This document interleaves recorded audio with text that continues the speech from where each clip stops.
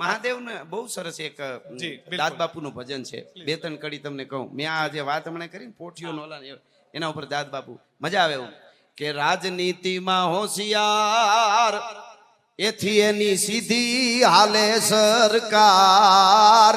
ભોળોનાથ રાજનીતિમાં હોશિયારજી. હવે ઘણાને વિચાર છે ભોળાનાથ ને રાજનીતિ નું હું તે કેવી રાજનીતિ દાદ બાપુ કે સાંભળજો કેવી રાજનીતિ.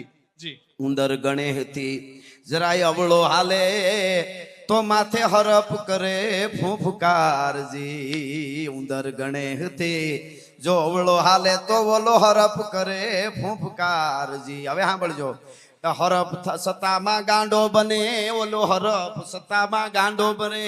સામે મોર કાર્તિક નો તૈયાર ભોળોનાથ રાજનીતિમાં હોશિયારજી.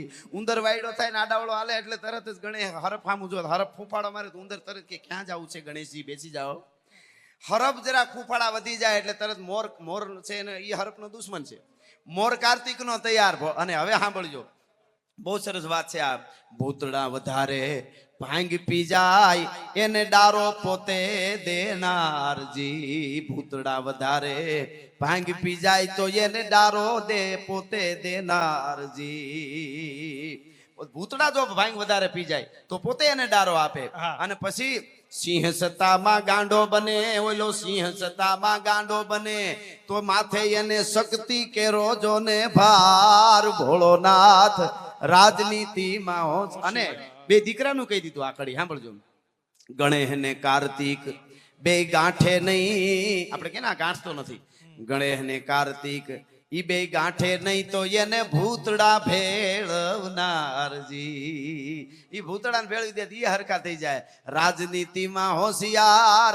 અને હવે કડીમાં સમજ્યા જેવી હવની મેળાએ હાવ કામ કરે તો કજિયાનો રીએ નહીં. રાજ સત્તા હોય ધર્મ સત્તા હોય કે કોઈ પણ ઘર હોય પરિવાર હોય માથે ડર ન હોય એટલે કોઈ દી વ્યવસ્થા જળવાય નહીં જળવાય નહીં જળવાય નહીં. ડર હોવો જોઈએ બરોબર.